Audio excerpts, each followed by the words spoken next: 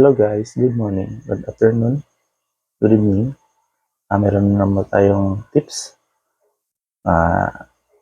kung paano umuhay sa pang-araw-araw. Ito naman po guys ay tungkol sa mga items bago mag-blackout.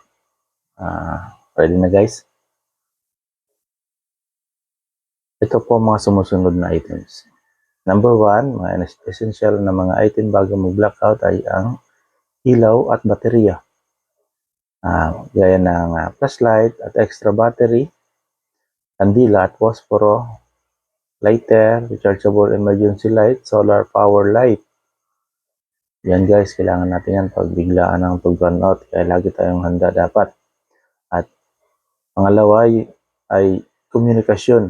Fully charge na ba mga power bank, extra load na prepare internet, prepaid internet, battery operated or solar power radio, listahan ng mga emergency contact. Pangatlo guys ay pagkain na tubig, lata at ready to eat na pagkain, bigas, instant noodle, tubig na sapat para sa ilaw na 1 galon kada tao bawat araw, gasol o portable stove kung na kailangan. Sa mga sakuna, gagamit din natin ito. Pangunahing pangangailangan: first aid kit, gamot, alcohol, bandage, personal hygiene items, toothbrush, yan ang sabon, tissue, wipes, extra cash baka mawala ng ATM, online banking access. Panglima, iba pang mahalaga ay mga Swiss knife at mga libro para sa entertainment kasi brand out nga. Nagamit din to guys kung sa mga panahon ng bagyo, ano man sakuna na parating, magamit po natin mga itong. Kaya kung walang kuryente guys ay enjoy nyo na lang kung hindi kayo handa.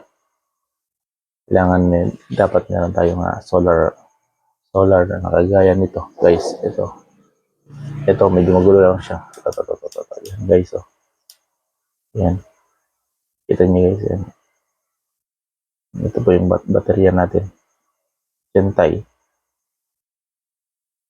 Ito naman yung electric charger natin kung sakali mahina ang araw. Ito naman ang MPPT natin para kung may araw naman ito siya charge. Yan guys. Salamat guys.